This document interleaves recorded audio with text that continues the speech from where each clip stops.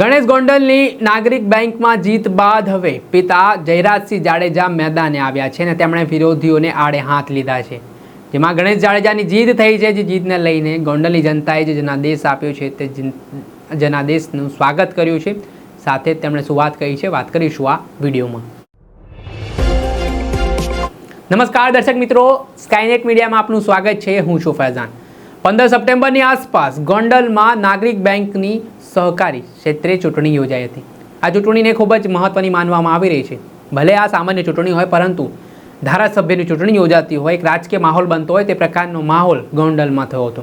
ગોંડલમાં મોટી સંખ્યામાં ત્યાંના સ્થાનિક લોકો દ્વારા પણ મતદાન કરવામાં આવ્યું હતું ને ભાજપ પ્રેરિત જે પેનલ છે, જેમાં હાલ જૂનાગઢ જેલમાં બંધ ગણેશ જાડેજા છે, તેઓએ પણ ચૂંટણીમાં ઝંપલાવ્યું હતું ને તેમની પેનલનું વિજય થયો હતો ને આને જ લઈને અનેક પ્રકારની ચર્ચાઓ વેગવાન બની હતી। આ જીત થયા બાદ ગણેશ ગોંડલના સમર્થકો કાર્યકર્તાઓ દ્વારા ફટાકડા ફોડીને આ જીતની ઉજવણી કરવામાં આવી હતી। ત્યારબાદ સાંજે એક વિજય સભાના કાર્યક્રમનું પણ આયોજન રાખવામાં આવ્યું હતું, જેમાં ગણેશ જાડેજાના પિતા અને ગોંડલના પૂર્વ ધારાસભ્ય જયરાજસિંહ જાડેજાએ પણ સભામાં સંબોધતી વખતે વિરોધીઓને આડકતરી રીતે આડે હાથ લીધા હતા। પહેલાં તો શું કહી રહ્યા છે ગણેશ જયરાજસિંહ જાડેજા તે સાંભળી લો। હવે બધું જામી ગયું બરોબર। સભામાં ઉપસ્થિત મંચ ઉપર અમારા સૌ નવા ચૂંટાયેલા ડિરેક્ટર મિત્રો, મારા વડીલો બધા, ભાઈ શ્રી કનકભાઈ, ભાઈ શ્રી પ્રમોદભાઈ, મંચ ઉપર બધા જ આગેવાનો, મોટી સંખ્યામાં ઉપસ્થિત કે જે તમે બધા અભિનંદનના અધિકારીઓ છો। તમારા બધાના કારણે હું એમ માનું છું કે ઐતિહાસિક લીડ અને જીત તમારા બધાના કારણે થઈ છે। મારા અગાઉના વક્તાએ પણ તમને બધાના અભિનંદન આપ્યા, તમને વંદન કર્યા। હું પણ તમને બધાને હૃદયપૂર્વક અભિનંદન પાઠવું છું, તમને બધાને હું વંદન કરું છું। ભાઈ શ્રી ફતેહભાઈ હમણાં જે વાત કરી કે છેલ્લે એક ડાયરેક્ટર તરીકે કોંગ્રેસ નામે કંઈક હતું, એ પૂરું થઈ ગયું। એના માટે તમને ફરીથી અભિનંદન આપું છું। પેનલની રચના થઈ, બધા આગેવાનોનો સુર કે ભાઈ ગણેશને લડાવવો છે। હવે દરેક સમાજમાંથી વાત આવી, ગણેશને લડવાનું થયું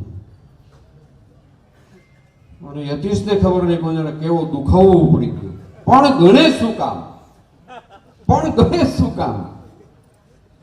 એ યતીશે નક્કી નહોતું કરવાનું, મારે નક્કી નહોતું કરવાનું, મેં નક્કી કર્યું નથી, એ જનતાએ નક્કી કરેલું છે કે ગણેશભાઈની હાલની કાયદાકીય પરિસ્થિતિ ગમે તે હોય, પણ ગણેશને ચૂંટણી લડાવવાનો છે, એવો જનાદેશ મને થયો હતો। એને કારણે એવડી મોટી લીડ થઈ છે। બે દી પહેલા લગભગ ભોજપરામાં સભા હતી, હું હારી જઈશ તો કોઈ ચૂંટણી નહીં લડું। આ રીતે ચૂંટણી હારી ગયા પછી એમ થઈ કે ચૂંટણી લડાઈ। હવે ઇતિહાસના પાનામાં એક સુવર્ણ પંખા હતી, એનું નાક ઉગી જતું ખબર છે ને તમને? નાક કપાઈ જાય ને નાક ઉગી જાય હતી કોક, તમને ખબર છે ને? આપણે ભણવામાં ક્યાંક ક્યાંક આવતું। એટલે હવે આવી ચૂંટણી હાર્યા પછી તમારે લડવું એવું હોય જ નહીં કોઈ દિવસ, અને લડાઈ પણ નહીં। એના સિનિયર આગેવાન તરીકે હું એને સલાહ દઉં છું કે હવે તારે બોલીને ફરી જવું હોય તો તારી ઈચ્છા, પણ આવા ચુકાદા પછી ચૂંટણી લડાઈ નહીં। આ ચારો તે કરી લીધો, હવે કરાય નહીં। એમ છતાંય લડવું હોય તો લોકશાહી છે, એમાં આપણી ના નથી। ગમે ત્યારે વેલકમ, એમ અશોકનો શબ્દ વેલકમ, અશોક એમ જ છે વેલકમ, આવી જ જાઓ। કોઈને આમ લાઈનમાં ઉભા રાખે જ નહીં, આવી જ જાઓ। આપણી બેંકની પ્રગતિ થવાની છે મિત્રો, તમને બધાને ખાતરી આપું છું। તમારો મૂકેલો વિશ્વાસ એમાં ક્યાંય દાગ નથી લાગવાનો, એની પણ હું તમને ખાતરી આપું છું। બેંકનું નવું બિલ્ડિંગ બનવાનું છે, એની પણ હું તમને ખાતરી આપું છું। કે પીડામાં જવું હોય તો ટ્રાફિકમાં જવું, બેંકે જાતા હોય એવું આપણે ફિલિંગ જ નથી થતું, બકાલા માર્કેટમાં જતા હોય ને એવું આપણને લાગે છે। આવતા દિવસોમાં એક સુવિધાવાળું બિલ્ડિંગ ગામને પડે એવા તમામ મિત્રો પ્રયત્ન કરવાના છે. હું એમાં સહકાર આપવાનો છું. સારી રીતે બિલ્ડિંગ બનશે એની તમને બધાને ખાતરી આપું છું. બેંકની અંદર ભાઈ શ્રી અશોકનો જે રીતે વહીવટ છે એમાં તમને ને મને અને ગામને પૂરો ભરોસો છે કે આ વાતમાં કે આ વિષયમાં કોઈ દિવસ એની નીતિમત્તાની અંદર કચરો નથી આવવાનો. તેને કારણે જ ગામે ફરીથી એને સત્તા આપી છે. મિત્રો, છેલ્લા 2-3 મહિનાનું વાતાવરણ બન્યું. કોઈ પત્રકાર મિત્રોના નામ નથી લેવો પણ એમાં બોલવાવાળા કોઈ બેન છે ને કોઈ ભાઈ છે ને લગભગ હું જોતો નથી આવું કંઈ. મેં મારી જિંદગીનો કોઈ ટાઈમ જ નથી બગાડ્યો. કોઈ એમ કે તમારા વિશે બહુ સારું બોલાતું હતું તો હશે, તમારું ખરાબ બોલાતું તો હશે. હું તો કોઈ પત્રકારને ઓળખતો પણ નથી. આજે ચેનલમાં અત્યારે રાફડો ફાયદો છે. કોઈના નામે હજી નથી આવડતા. મારું સારું બોલવાવાળાનું મને નામ નથી આવડતું, ખરાબ બોલવાવાળાનું નથી આવડતું. પણ આમાં જાજે ભાગે એવું બોલ્યા છે એની હું મારા સ્વભાવ પ્રમાણે, મારી તાસીર પ્રમાણે ખાતરી કરી દઉં. મિત્રો, તમે કોઈ ખોટું ન લગાડતા કે ગણેશ જેલમાં ગયો દાંત કાઢે છે. દાંત કેમ કઢાય? પણ દાંત કાઢવું કાયદામાં કઈ ગુનો નથી. અરે ગમે એ પરિસ્થિતિમાં દાંત કઢાય ભાઈ. મારે પણ આવો માટા સંજોગો તો દાંત જ કાઢ્યા છે. અને અમે રોજ તમે છાના રાખવા આવો ખરા? તમે એમને રોવરાવી ન કહો, તમે એમને દાંત ન કઢાવી શકો. બીજી વાત મારે એ કરવી છે કે જે ખરેખર પેપર જોવાનું, તમે બધા ગોંડલના પ્રોફેસર છો, ઉપર બેસવા વાળા પ્રોફેસર છે. હું મારી જાતે વિદ્યાર્થી કહી દઉં કે હું એક વિદ્યાર્થી છું. તમે બધા આ વિષયના માહિર માણસ છો, હું વિદ્યાર્થી છું. મેં દાખલા તરીકે ગણિતનું પેપર આપ્યું.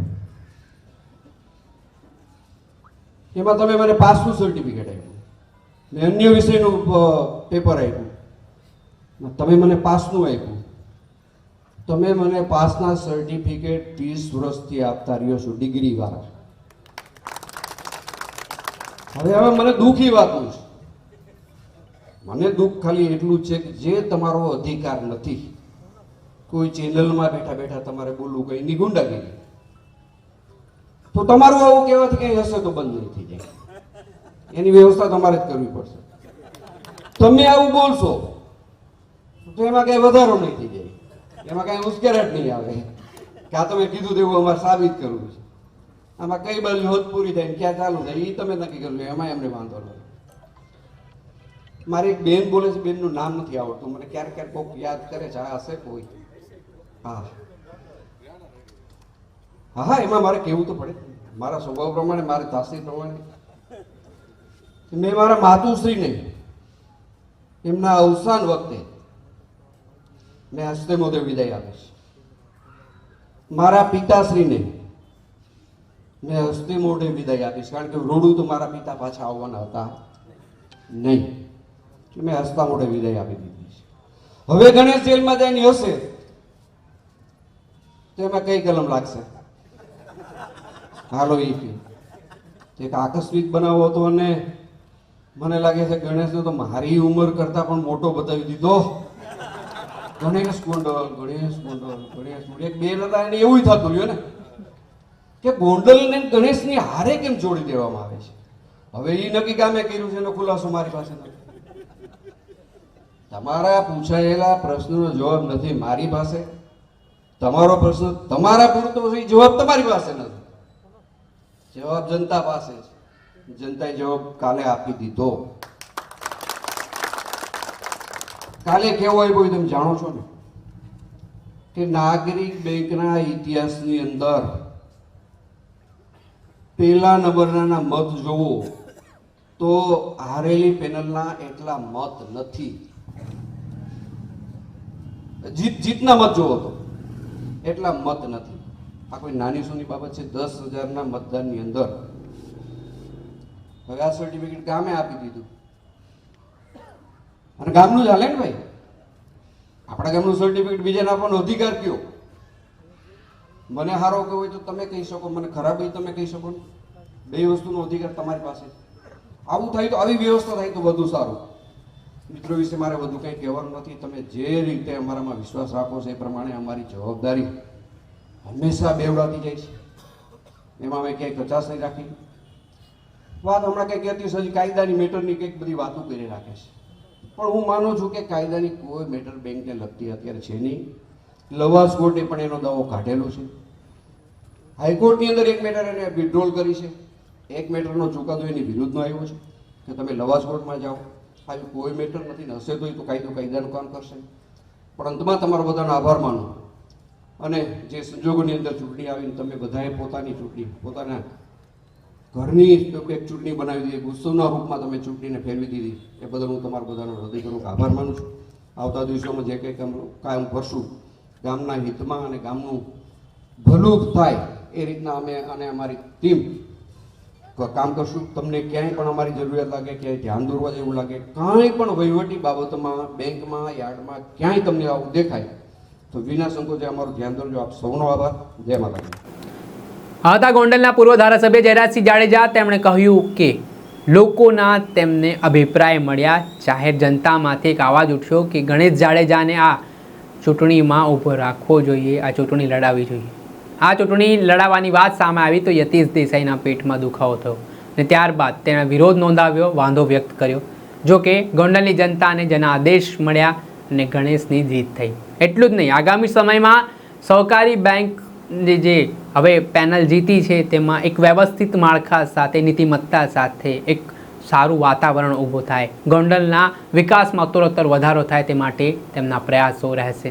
તેમાં તેમણે કેટલાક સમાચારો, ગણેશ ગોંડલની થોડાક દિવસ પહેલાં જે ધરપકડ થઈ હતી જૂનાગઢ કેસના મામલામાં, તેમાં મીડિયાઓ દ્વારા જે અહેવાલ ચલાવવામાં આવ્યા, અહેવાલને લઈને પણ તેમણે નારાજગી દર્શાવી અને તેમણે કહ્યું કે મને કોઈ ફરક આ અહેવાલોથી પડતો નથી. કોઈ મારું સારું બતાડે કે ખરાબ બતાડે તેમાં મને કોઈ વાંધો પણ નથી. તે પ્રકારની વાત સાથે તેમણે આ મામલે પ્રહાર કર્યા હતા. હવે જોવાનું રહ્યું કે આગામી સમયમાં હાલ તો ગણેશ